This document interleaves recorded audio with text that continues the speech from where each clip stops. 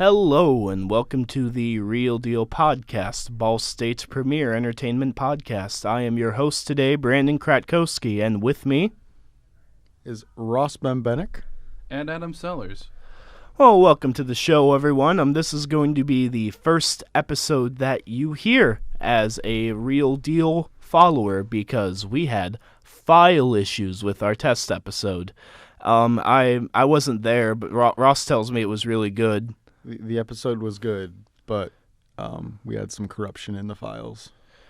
I think the only corruption we should focus on is the corruption in our Hollywood studio system.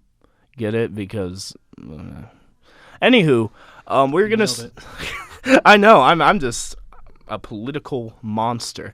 Anywho, we are going to start off the show with a few news stories. I'm gonna be talking about a few of these. I'm going to start with what we saw on Sunday, and that is the Lady Gaga halftime show.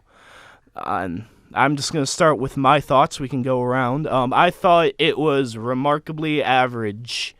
I think the Super Bowl in of itself is kind of this weird thing, because it's like, we have sports. We're not a sports show, but you have a third sports, you have 2/3 like mass media consumerist blech.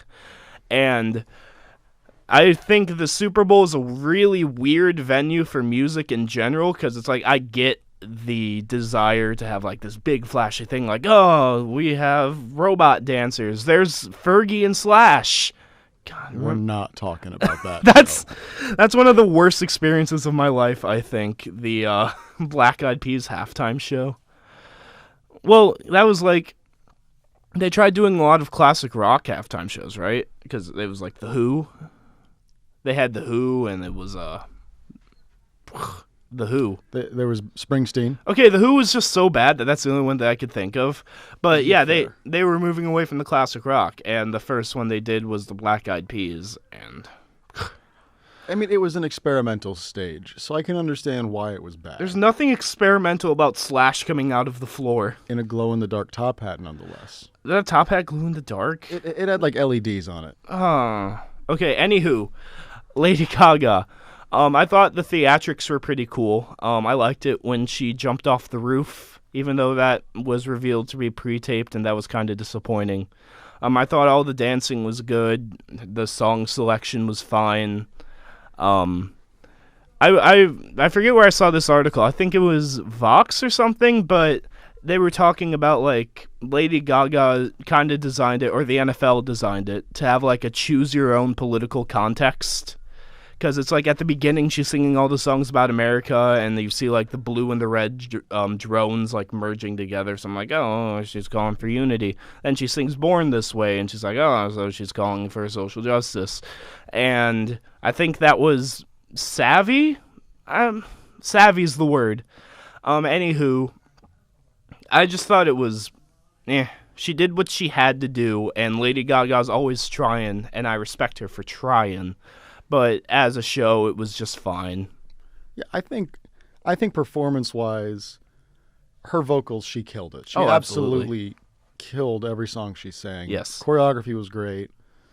But spectacle-wise, I think it left a lot to be desired, because you don't start to play Telephone and then not bring out Beyonce. Okay, that was the biggest thing. Okay, so you suggest Beyonce. I'm freaking out. And I'm like, oh, Beyonce's coming. Is she going to be, like, in her Black Panther clothes again? And is she going to, like, eat a Donald Trump cake or something? Because that would be rad.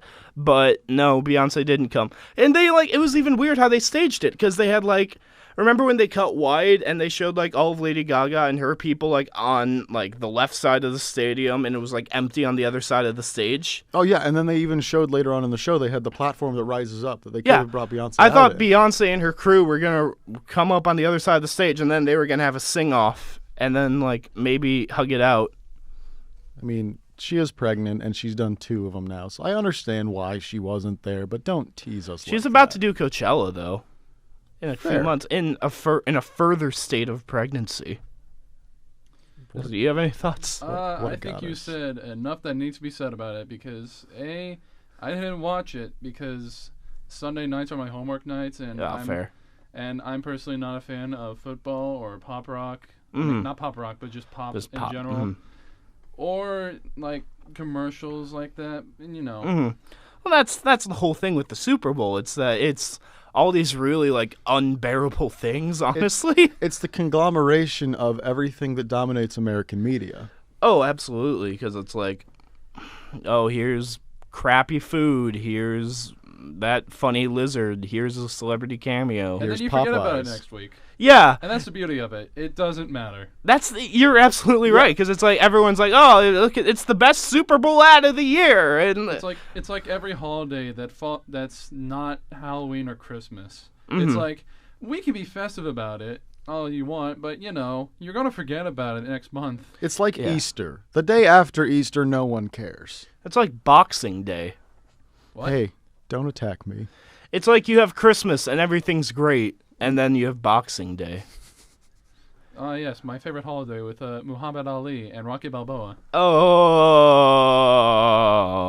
Oh. And I only say that because no one really knows what Boxing Day means, so It's a that's day to probably celebrate. It originates in England. I believe it is meant to celebrate postmen and mail workers. You have your Because- laptop out. Check it. It's I'm because Googling it. Go. everyone is because it's the day that everyone just returns to sender for their Christmas gifts. And it's like mailmen are like they're about to have their day. They're just I just checked Google, and it originated in the 19th century, and it started the custom of giving tradespeople a Christmas box on this day. Not a Christmas gift, ooh. a Christmas box. I have a box. Dude, Well, I love a anyways. box. Anywho, we like to keep it historical here on The Real Deal. Anyways, that was the Lady Gaga halftime show, which elicited images of boxes for all. Second, I would like to talk about the Grammys. They're coming up on Sunday. You don't like pop music, but that's okay. Look, here's the thing. I don't like it, but I'm forced to listen to it because I go outside on a regular basis. And I go on buses and they play music, and it's not music that I'm usually listening to. But sometimes I forget my earbuds, so I'm gonna have to listen to it. Fair. So, what's everybody's pick for record of the year? Okay, what are the nominees? Yeah, I'm looking it up right now. We've got Hello by Adele. No. Formation by Beyonce. Beyonce. By Beyonce. Ah, Beyonce. Seance. Seance. Lucas Graham's 7 that's Years. the worst song of all I time. can't Remember stand that lyric in that song where he talks about smoking and drinking at 11 years old? What a tool. Okay, but the guy's name is like Lucas Graham, some weird. He's a Danish. He's from Dane. Yeah, he's a Denmark. Daneman. He's a Daneman. He's a Dutchman, not a Daneman. Now, Anyway, the last two, one of them I can totally get behind. It's Rihanna and Drake's Work. But then the last one, Brandon, you know this about me. How do I feel about 21 Pilots? 21 Pilots is a bad band. You and I agree. Well, now, I'm not letting you talk. This is my show. Yeah, da, da, da, da. I hang out with people every day. They do the 21 Pilots salute. You and I collide. Okay, so We're muting Brandon. I probably heard these songs somewhere. I don't know their names. I don't care. All I care about is what came out in the 70s when everyone was still alive. Yes. But Hello, I remember Hello being on radio for the longest time, if you can remember, yesterday. It's still on radio. Yeah, so they still play it. Out of those, it's got to be Formation for me. Just because I think Beyonce, it's one of my favorite songs off of Lemonade. My favorite song off of Lemonade was probably Hold Up or Sorry. But I think Formation is just like a really like aggressive and charismatic banger, and Beyonce's presence on the track is just like there, and it's really, she kills it on her performance, and the instrumental's like really kooky and flavorful. And out of the songs nominated, I would like that to win. The one I want the least to win is Lucas Graham, 7 Years. See, I'm going to be upset if anybody other than Adele or Beyonce wins. What about Rihanna? I mean, Rihanna, I can understand. I'm not a big fan of this particular song, but I typically I don't like Work either. I typically enjoy most of Rihanna's work, but Work doesn't do much for me. The issue with Work is during the chorus she goes, ah. It sounds like she was like, have you ever heard rappers do like reference tracks? Like, the end of 30 Hours when Kanye's just kind of talking. He's like, then after class, then It's just lazy. That's what it reminded me of. Lazy It's like Rihanna meant to put words there, but then the producers released the song really early, and then she's like, what are you doing? Anywho, Song of the Year. Let me scroll down. We got Formation again. Hello. I Took a Pill in Ibiza Okay, I like that song. by Mike Posner. I like that song. I just like the name. Took a Pill in Ibiza. Well, that song's really sad, is the thing. That it sounds like a generic EDM song, and I hate how generic EDM songs have choruses that don't have words, and they're just synth lines, like that Calvin Harris song that's just I hate that trend. I think that's a terrible, terrible trend. And Pill and Ibiza has that, but I think the verses are really good, and the beat matches the tone of the song, because it's about Mike Posner being washed up. And he's just like, he says in the song, like, I made $1 million off of one song, and I spent it all on girls and shoes.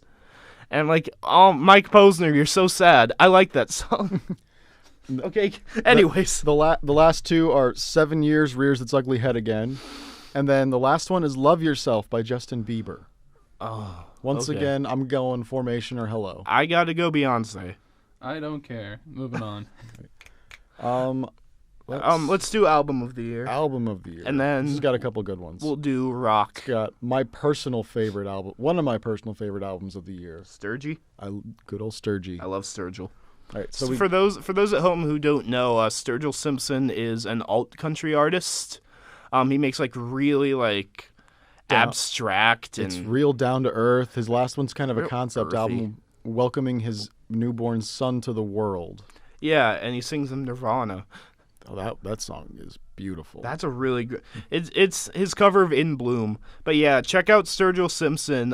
His metaphysical country music album. That's his first one, and Sailor's Guide to Earth, which was last year. That's the one that's currently nominated for Album of the Year. Then we've got 25 from Adele, Lemonade from Queen Bee, Justin Bieber's Purpose, and for some reason, I don't know why, Drake with Views. Views is terrible.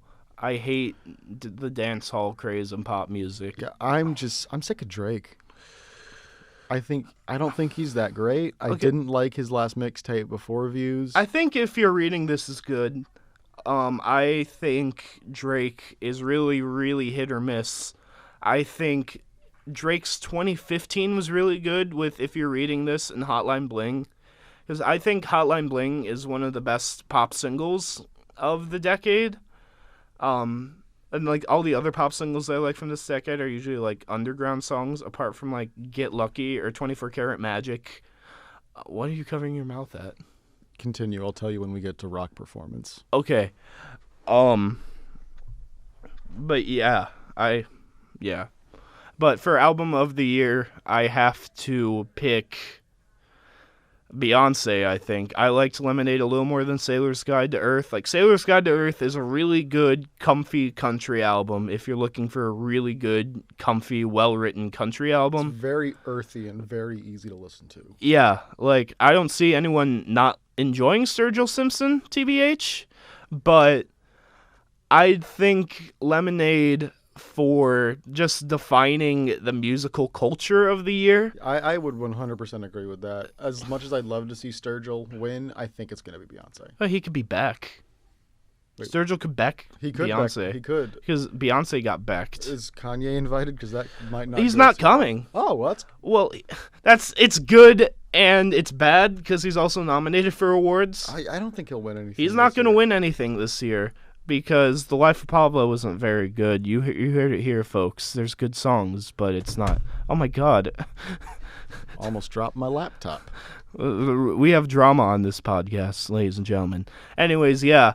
I don't think Kanye West really has a spot at the Grammys this year, so I don't care if he shows up. Okay, let's talk about rock. All right. All right.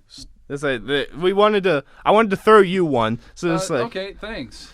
So what's in the do? All right. Nominees for Best Rock Performance: All right. Alabama Shakes' Joe. All right. Beyonce and Jack White's "Don't Hurt Yourself." I don't know what she's doing there. David Bowie's "Black Star." He might get a posthumous. posthumous. Posthumous, yes. Possum. A possum award. The live on Conan O'Brien performance. This is why I was covering my mouth, Brandon. The live on Conan O'Brien performance by Disturbed of "The Sound of Silence." Darkness, my old friends. I've come to talk with you again.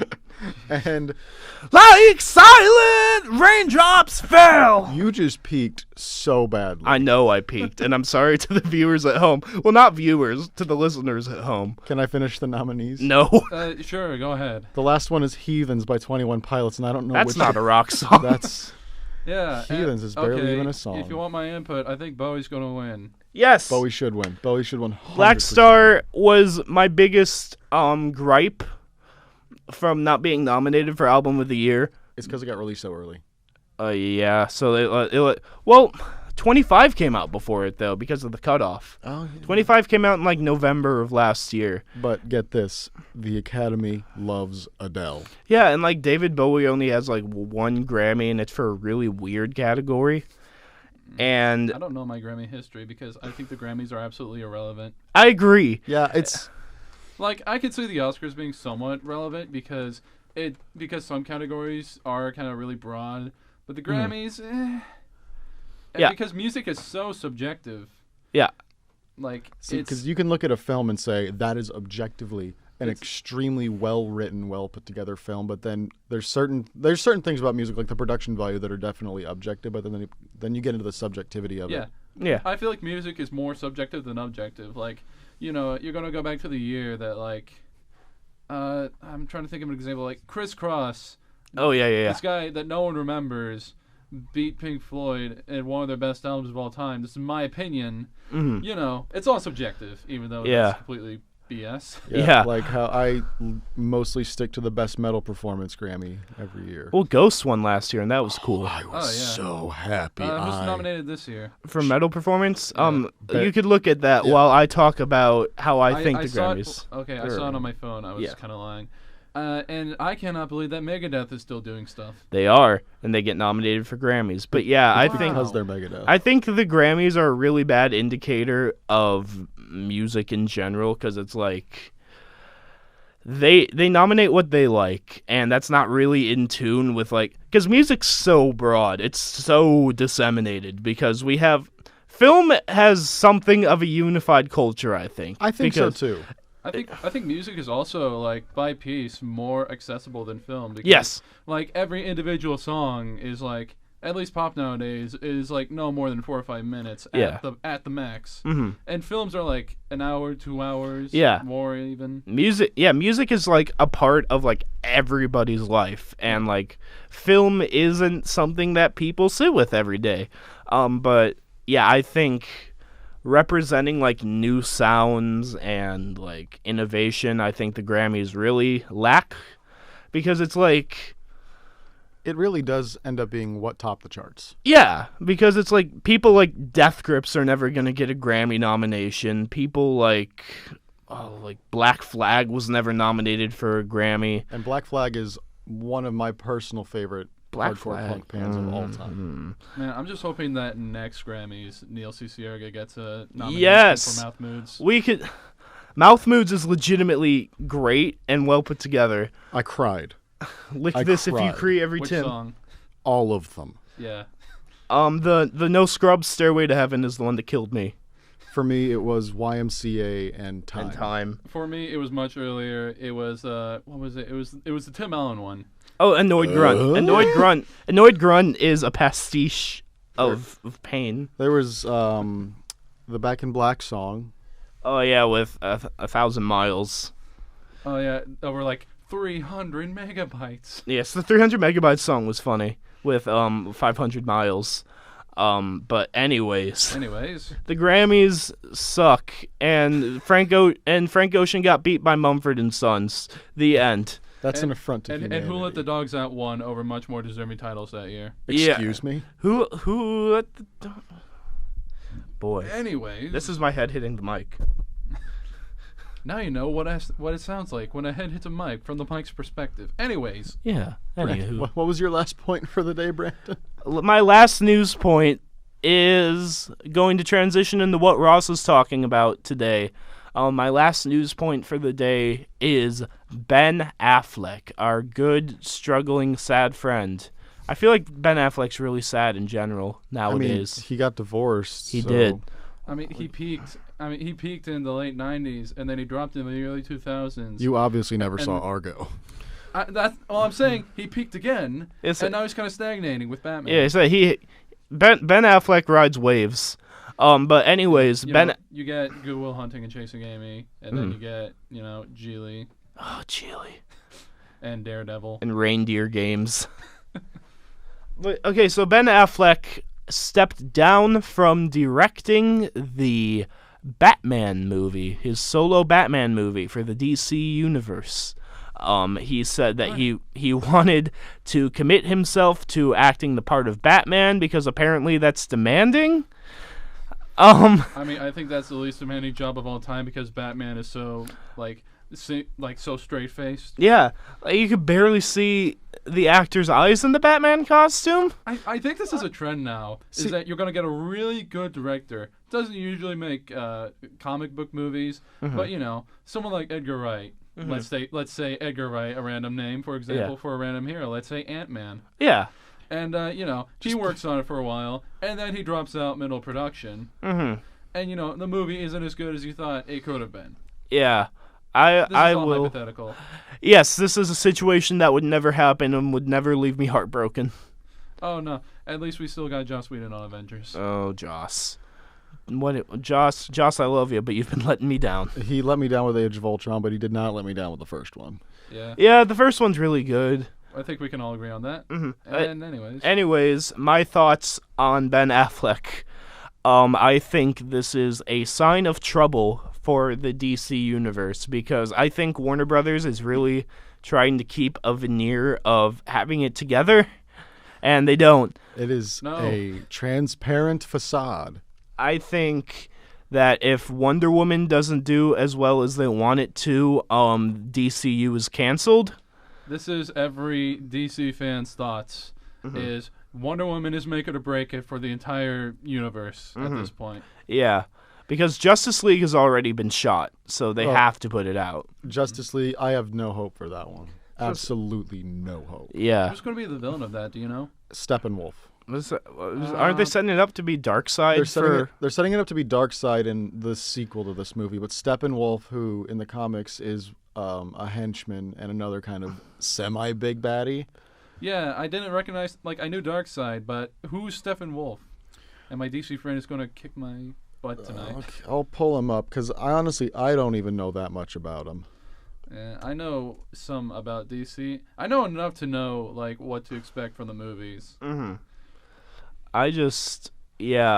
There's trouble in paradise when it comes to DC, and I think hopefully the universe ends soon because Ross and I were worried because we've been talking a lot today about the DCU and Suicide Squad, ever since 9 a.m. because I've been awake since 7 a.m. because I've been sick. And my body woke me up, and I've been awake since 7 a.m. because I'm a loser. All I want is for them to make a good Shazam movie. That's not gonna happen. The Rock is lined up to play Black Adam, though. Yeah, so that's good casting. I have hopes there, but The Rock doesn't have the best track record in movies. He doesn't. Here's the thing about The Rock. He's a personality. The Rock is a personality comedian. We're bringing it back to Wes Goering, y'all. Oh, shout out to Wes Goering. G-O-A-T. Wes Goering is the OG, original gangster. Anyway, I was gonna make a joke, but I couldn't. He's the original gangster. What if Wes Goering listens to this? I'm Wes Goering. So today's film is a dark comedy. It's called Doctor Strange Love. It's a really fantastic film. So Batman. Okay, so anyways, yeah, I think DCU is a train wreck, and I can't wait for it to be over. I think Zack Snyder set a really bad precedent with Man of Steel. I think Man of Steel is a crappy little movie. It's bad when your best movie is like Watchmen. Watchmen wasn't bad. It was just so long. It was like, it's so long. It wasn't exactly too faithful to the comics, so you didn't please them. The average audience, going in expecting to see a comic book movie, aren't exactly going to get exactly. It's a film. It's not a superhero movie. It's a film noir. Yeah, it's a deconstruction of superhero movies, if you say so. It's a disguised as a Zack Snyder superhero movie. Also, I don't think Zack Snyder knows that you can have more than one color in your color palette and color grading. I think he just gets like the quick color palette in Premiere. Like, this is a joke for all of my editing friends listening. Shout out to editing. I think he just pulls out the fast color corrector on his one layer, and he just kind of drags it in one direction. Anyways, that's my topical Premiere Pro joke. Be sure to buy Adobe products. Adobe, give me free stuff. All right, Ross. Let's transition into you then. All right, so yeah, basically what I'm here to talk about today is just absolutely how much of a train wreck DC's cinematic universe is when you compare it to the company that's doing it right and taking their time and letting the stories form themselves. Walt Disney Corporation. Sure. Yeah. In all technicality, yes. Yeah, I guess you are right. But, starting out, 3 DC films. Yeah. That have had a decreasing Metacritic score of each one. Man of Steel got a 55. Okay. Dawn of Justice, 44. Ugh. Suicide Squad had a 40. I believe I've rated Man of Steel as a 6, Dawn of Justice a 5, and Suicide Squad I gave a 3. Suicide Squad is one of the weirdest experiences I've ever had watching a movie. I would want my money back, but I saw that movie for free. Same. And not illegally, mind you, because a friend of mine works at a theater. Solid. Yeah, bonus question mark? Yes. I love exploiting my friends for stuff, like when Ross brings pizza home from work. You're welcome. Anyways. I hope it sounds like I'm running around the room when I do that.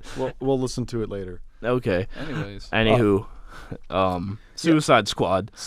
We saw it in the comfort of our dorm. I rented it from the Redbox because it was $1. And we watched it with, I think, 4 other people? It was me, you, Emily, Kyle, Noah, and Lauren. 6 people total. 6 people total, okay. And it was fascinating because we all latched on to different things. Like, I was mostly focused on the editing. Don't get me started on that. Oh, boy. And, like, other people were more caught up in the performances or the screenplay. I was caught up in the nonsensical plot. Because you show 2 of the 5 biggest superheroes in the history of superheroes in this film. Slipknot and Captain Boomerang, correct? Oh, yeah, that's exactly who I'm talking about. Oh, yeah, dude. Slipknot can climb anything. He's so cool. Whoa! Look at him go up this flat surface before his head explodes. Spoiler alert, idiot. Man. Get named after a better band, idiot. He could have been called Stone Sour, man. He could have been called Disturbed. He could have been called the Limp Bizkit. The Limp Bizkit. Limp Bizkit's more applicable, I think. Yeah, because he just kind of. He's literally there for 5 minutes. I think he says 3 words the whole movie, and then they blow his head off. What was he doing in that movie? The man can climb anything. Whoa! And he didn't last as long as the guy who had the boomerang. I'm surprised the guy with the boomerang survived. Well, he's Australian. He's You have to He's keep there the to best character around. drink beer and make what he had David that Ayer weird thought unicorn. was funny. Okay, so yeah. I actually saw a video on this that I want to talk about the unicorn thing. Okay. So remember how so they had those dumb title cards with each character, right? And Captain Boomerang said like pink unicorn lover or something. Yeah. And so they established that. And there's a thing in comedy called the rule of threes, where you establish something, you remind the audience of it, and then you pay it off near the end of the film. They definitely established and reminded us of it because there was an instance where he briefly lost it but got it back. So here's the thing. In this video I saw, they pointed out that there's a scene when Captain Boomerang like gets shot or something at the climax with the Enchantress. Then he like stumbles back, and then he reaches into a chest, and it's like a wad of money. And it's like, this money was never established. We don't know where he got this money from. It would have been a lot smarter if it was the pink unicorn. And then he came out and he was like, nobody touches the pink unicorn. Yes. And then he takes the boomerang and they whacks the guy on the head. Yeah. Can we talk about how dumb of a character he is? Can we talk about how much I hate Killer Croc in that movie? I loved his makeup. That's why they got out. So he looked like a David good. Cronenberg character. He looked pretty good, but like his entire character is just wasted. Like it's completely sidelined. Well, yeah, because it's like, he's a scary monster who's going to eat you. I don't even like what's Killer Croc. I played Arkham Asylum. He's this guy who lives in the sewers and he's a crocodile and he's like, I'm a crocodile. And in this movie, all we know about him is that he lives in the sewers, and he's like some gangsta rap kind of guy. Yeah, he liked gangster rap. I forgot about that. That's the only thing like I remember. And at the end of the movie, he's like in a sewer eating a cheeseburger and watching some like I don't know VH1 sort of thing. Mm-hmm. It was I didn't like it. Yes, but he's still not the worst character in the movie. Oh, please tell us, who is it? Jared Leto's Joker. That was my first guess. I think Jared Leto's Joker is... It's an insult to the memory of Heath Ledger. That's what it is. Okay, so it's an insult to the Joker and Jared Leto. You know how in Guantanamo Bay they would blast like heretic songs at like Islamic prisoners to get them to fess up? Yeah. Like they would blast Britney songs or Metallica or like songs decrying Allah. Okay. I feel like Jared Leto's performance in this film is like the visual equivalent to that. Like if you could film something that could just deeply upset someone at such a level.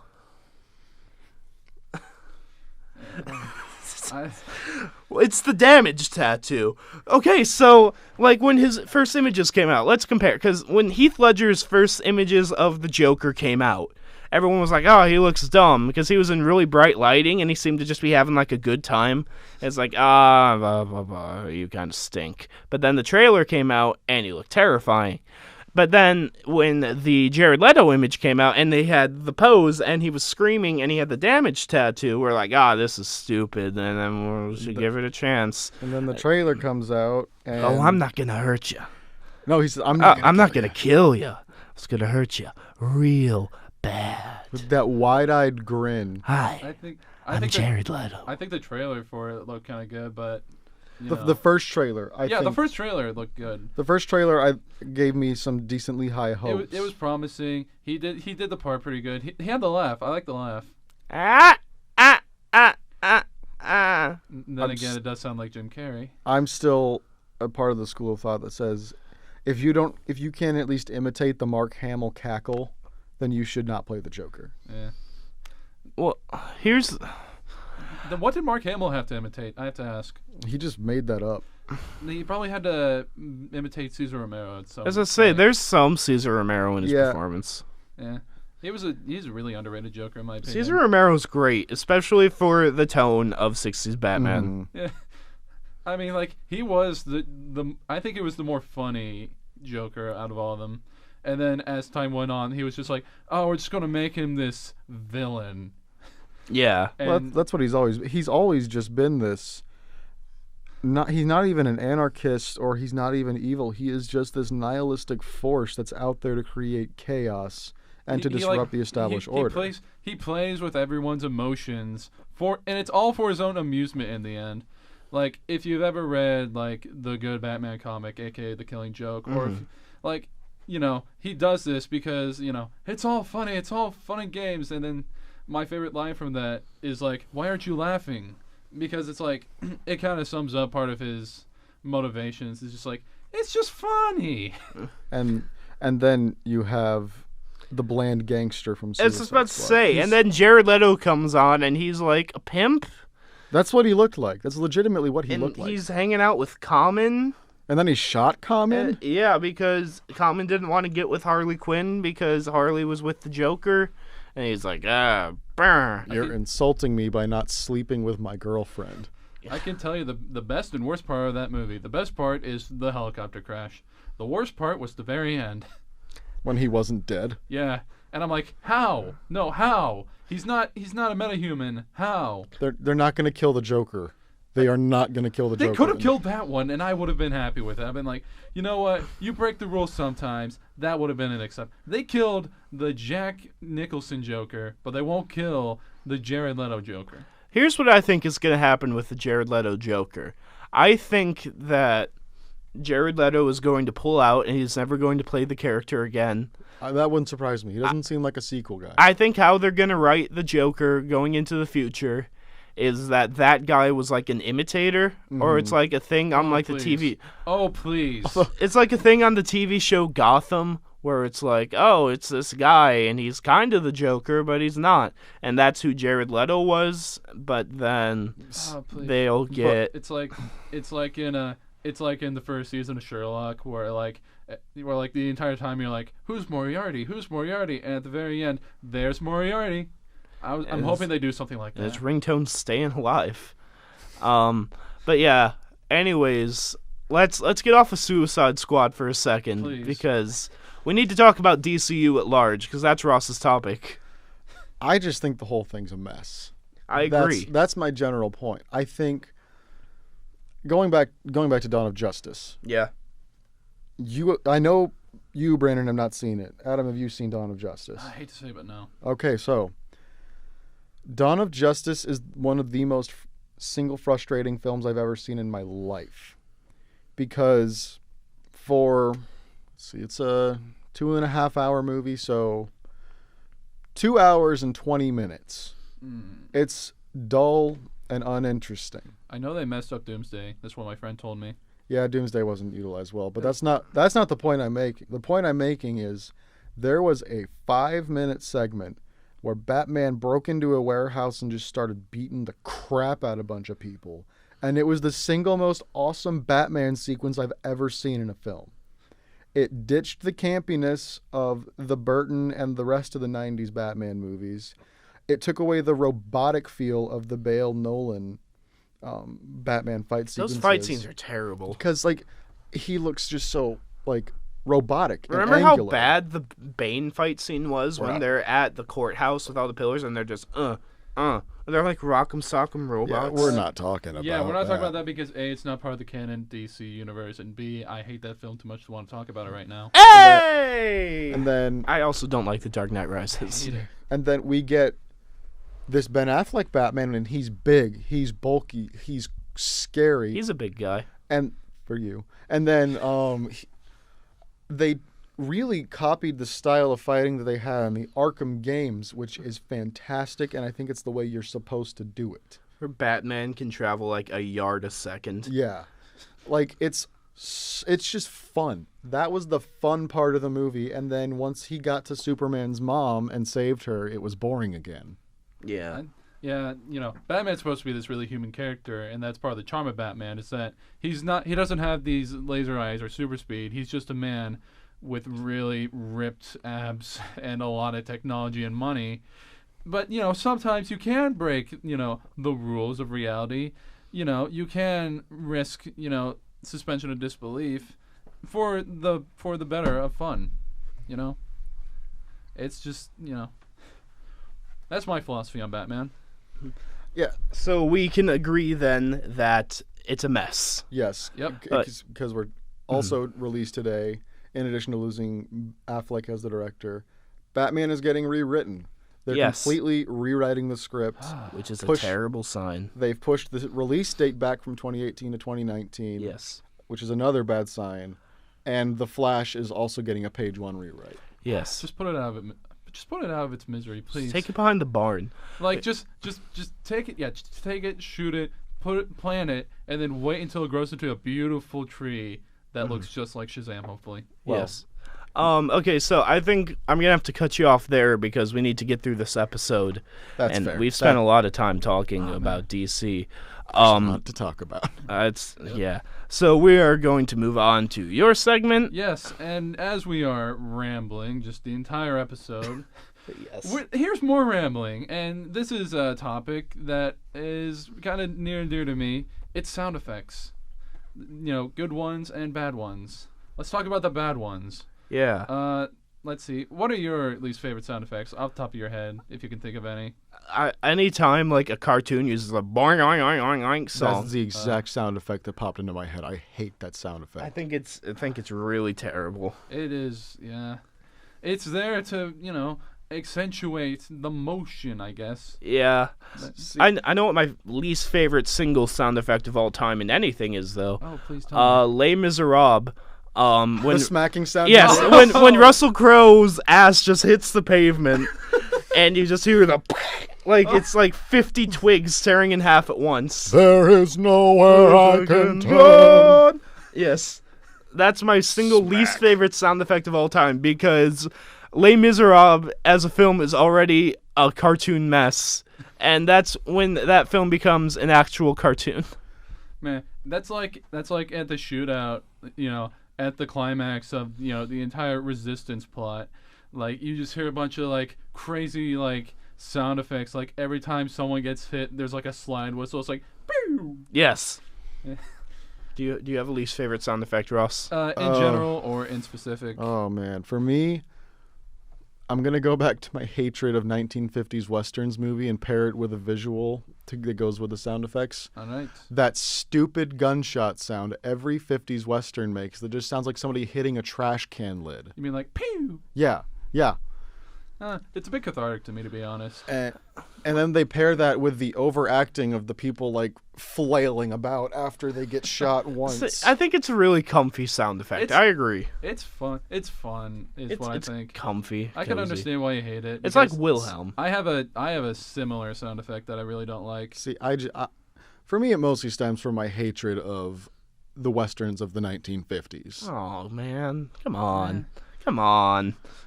Yeah, and in like a similar fashion to that gunshot sound, there's another sort of gunshot sound that I really don't like whenever movies do it. Newer movies don't do it as often, thank God, but it's the silencer sound effect. And it's the one that goes pew pew pew, which isn't really faithful at all to what an actual silencer sounds like. Yes. Yeah, it sounds more like a chick chick chick sort of thing. And I really can't stand when they do it. And it's partially because, as a kid, I used to play a certain video game a lot. It's called GoldenEye for the Nintendo 64. The Yes. single greatest shooter game and all ever. the silence guns, they use the pew pew pew, and you get the silence machine gun, and it goes pew pew pew pew. Jeez. And every time I hear it in a movie, I'm like, that's not what it sounds like. That's not what it sounds like. On another note, similar, there's a sound that I really like in No Country for Old Men. It's a silent shotgun, and it goes like pew whip. Yes. Sort of That. Yeah. That's I think it's called it's called the mouse squeak. Yeah. And every time I hear that, it's really nice. It's like, ugh. Partially because that movie has no soundtrack whatsoever. Yeah. I think one of my favorite sound effects, I'm thinking about weapons now. I just think the Star Wars laser sound is really good. I think so too. I think it's a really satisfying laser sound.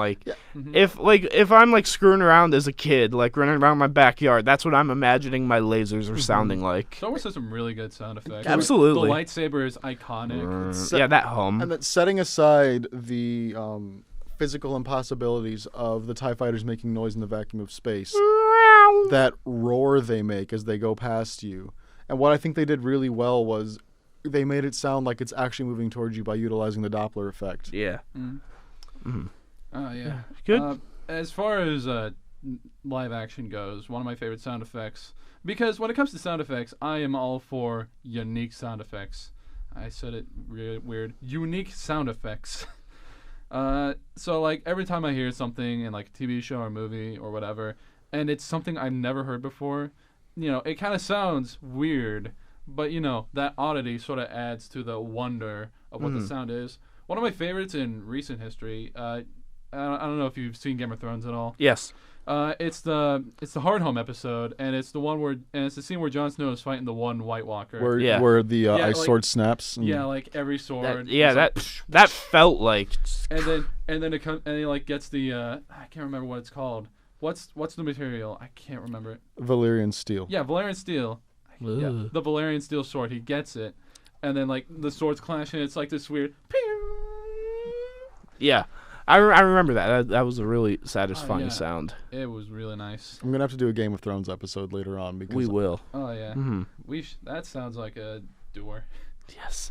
Anywho, hold the door. I'm of the no, you didn't. There's a door right there. Can you hold it for me on the way out? My arms hurt. Well, hold door. I'm of the school of thought that says if I leave a theater specifically remembering a single sound effect because it sticks out so much from a movie that I'm walking out of the theater remembering it, it's not a good sound effect. Because I think, unless it's just so absolutely bonkers and crazy. That's what I'm thinking. If it's like that's my philosophy with editing. It's like if I don't notice the editing in a movie unless it's like really flashy, then I think the movie is well edited. Suicide Squad. Like Suicide Squad's not well edited. But like I think there's exceptions. Like we were talking about Star Wars. Like walking out of the theater, I'm gonna be thinking about the lightsaber hum. There's the lightsaber hum. There's the TIE fighters. The lightsaber igniting. There's Vader breathing. Oh god, that's such a good. That's one of that. I think that's the single most iconic sound effect of all time. Wilhelm. Yeah. Other than Wilhelm. If you're talking about sound effects that I remember really well, I'm going to have to step into the forbidden realm of anime for a second. Ba ba ba.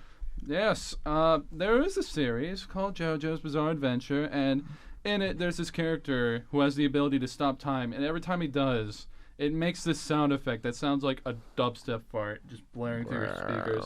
It's like Yeah. Yeah. And it's so iconic when you hear it enough times. And every time it happens, it's this sort of big event, like something's going to happen. Well, yeah, like those really low like bass end things like the Inception horn are really effective, I think. Like oh my god, stop that. Anywho, that was a good sound effect talk, but I think we are going to have to, unfortunately, start wrapping up this episode because if we don't, we're just going to keep talking about Suicide Squad. One thing I'm going to leave you guys with, I am just going to give a quick recommendation of something I've been enjoying, and next week in Bloomington, I am going to be attending a Ben Folds concert. Ben Folds, famous piano man, pop singer, pop songwriter. I've been listening through his discography in prep because he was like one of like the most formative artists to me in high school. Like I was like a choir and music and piano geek growing up, so to see like this guy like making music that I thought was cool, and he looked like me and he sounded like my friends, I just thought that was like really important. He was singing about things that I could relate to. Like he was singing about being frustrated at girls. He was singing about like day-to-day frustrated white man life, and I'm going to plug my favorite record of his that he did with Ben Folds 5, which is actually a trio. Yeah, there's 3 people in Ben Folds 5. I'm going to plug Whatever and Ever Amen, which is my like 3rd or 4th or 5th favorite album of all time.